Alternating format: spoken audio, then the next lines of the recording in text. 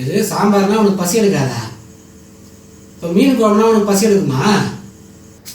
ஆமா, மீன் குழம்புனா இந்நேரம் எனக்கு பசியே எடுத்திருக்கும். அப்போ நம்ம வீட்டில் இன்னைக்கு மீன் குழம்பு தான் வச்சுக்கிறேன், நீ தான் வந்து பார்க்கல. என்னது மீன் குழம்பா? அதை சொல்லக்கூடாது முதல்ல. அதை விட்டுட்டு சாம்பார் வச்சுன்னு சொல்றிய. உனக்கு எப்ப பார்த்தாலும் பொய் சொல்றதே வேலையா போச்சு. இப்போ உனக்கு பசி எடுக்குதுல்ல? இப்போ ரொம்ப பசி எடுக்கிற மாதிரியே இருக்குது. வா வா சீக்கிரம் சாப்பிட்டுடலாம் போயிட்டு.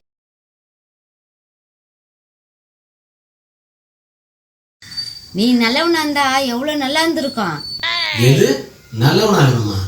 நல்லவனா இருந்தா படிக்கிற காலத்துல நல்ல படிப்பு கிடைக்காது, வயசுக்கு வந்த நேரத்துல நல்ல ஃபிகர் கிடைக்காது, வேலைக்கு போற காலத்துல நல்ல வேலை கிடைக்காது, நல்ல டாக்டருக்கு பீஸ் கிடைக்காது, நல்ல வக்கீலுக்கு கேஸ் கிடைக்காது, நல்ல போலீஸ்காரருக்கு பதவி உயர்வு கிடைக்காது, நல்ல அரசியல்வாதிக்கு ஓட்டே கிடைக்காது.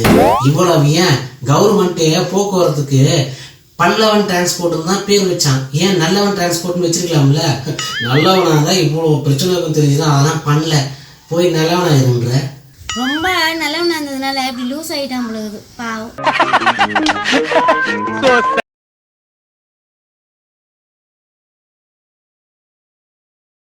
மீன் குழம்புல ரசத்தை ஊத்தி சாப்பிட்டு பாரு, என்ன டேஸ்ட் ஆகுது தெரியுமா? எதாவது என்ன ஊத்தி சாப்பிட்டா டேஸ்டா இருக்கும் இதெல்லாம் மட்டும் நல்லா தெரிஞ்சு வச்சுக்கோ. எங்க வேலை கிடைக்குது, வேலைக்கு போனோமே அதெல்லாம் தெரிஞ்சு வச்சுக்காத, தின்றது மட்டும் தெரிஞ்சு வச்சுக்கோ.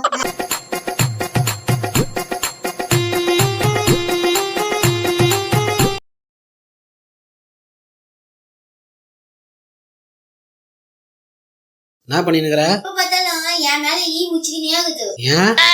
எங்க அம்மா சின்ன வயசுல என்ன சக்கரை கட்டின்னு வாங்க, அதனால ஒரு வழி ஈ முக்கிறாப்புல இருக்குது.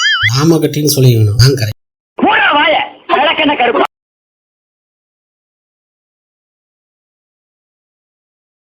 நேத்து நீ கருவாட்டு குழம்பு வைக்கிறேன்னா மறந்தே போயிட்டியா?